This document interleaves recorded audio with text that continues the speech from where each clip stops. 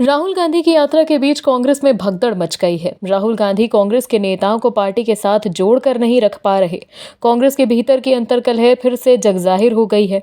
अभी हाल ही में हुए 5 राज्यों के चुनावों में भी कांग्रेस को 3 हिंदी पट्टी हार्टलैंड में अंदरूनी कलह की वजह से हार का मुंह देखना पड़ा था।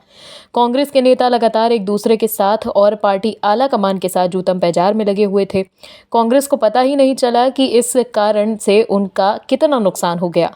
कांग्रेस के आपसी कलेश के कारण पार्टी लगातार राजनीतिक रूप से रसातल पर जा रही है, लेकिन कांग्रेस आलाकमान है कि सीखने का नाम ही नहीं ले रही। कांग्रेस के भीतर गुटबाजी चरम पर है कि कहीं पार्टी के वरिष्ठ नेता या तो कांग्रेस छोड़कर जा रहे हैं या फिर कांग्रेस आलाकमान को आग दिखा रहे हैं। उसी में एक नया नाम जुड़ गया है कमलनाथ का। कमलनाथ को एमपी चुनाव में पार्टी ने फ्री हैंड दिया था, लेकिन फिर भी पार्टी चुनाव हार गई, जिसके बाद कमलनाथ को पार्टी प्रदेश अध्यक्ष के पद से हटा दिया गया था, जिसका परिणाम अब देखने को मिल रहा है। कमलनाथ ने पार्टी के खिलाफ बगावती सुर अपना लिए। कैसे, बताते हैं आपको इस रिपोर्ट में। ऑल इंडिया कांग्रेस कमेटी भले ही अभी लोकसभा चुनाव के प्रत्याशी घोषित नहीं कर पाई, लेकिन छिंदवाड़ा जिला कांग्रेस के नकुलनाथ को लोकसभा चुनाव के लिए प्रत्याशी घोषित कर दिया था। इसे लेकर स्थानीय कांग्रेस कार्यालय में बैठक आयोजित की गई, जिसमें चुनाव की तैयारियों को लेकर चर्चा की गई। इस बैठक में तमाम पर्यवेक्षकों के अलावा कांग्रेस जिला अध्यक्ष विश्वनाथ ओक्टे, गंगा प्रसाद तिवारी समेत अन्य पदाधिकारी मौजूद थे। बैठक में चुनाव को लेकर रणनीति बनाने के साथ ही ये भी कहा गया कि नकुलनाथ छिंदवाड़ा से चुनाव लड़ेंगे।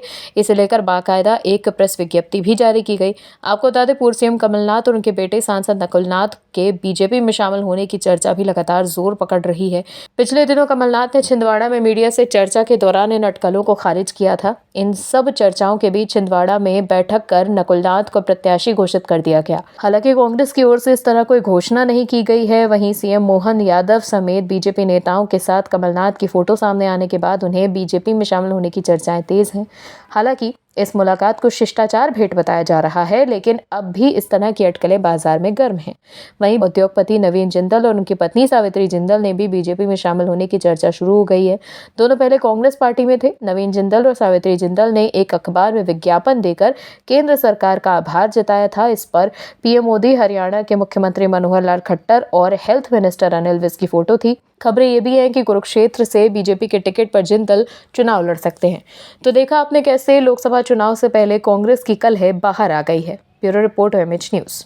और भी वीडियोस देखने के लिए चैनल को सब्सक्राइब करें और बेल आइकन को दबाएं।